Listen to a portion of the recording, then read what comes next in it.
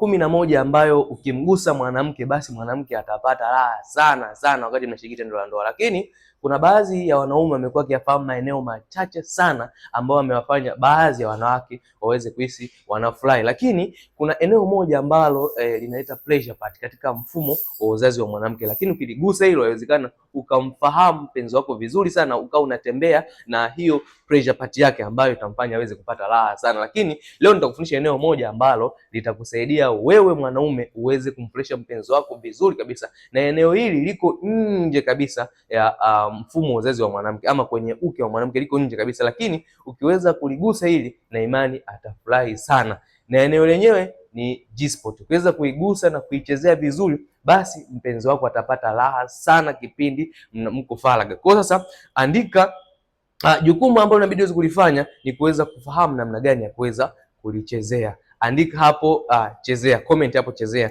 Na kitu pekee ambacho unahitaji kama unataka kupata taarifa nyingi kuhusu sehemu nyingine za kuweza kumchezea mpenzi wako, ingia kwenye bio yangu, chukua namba yangu niweze kukusaidia.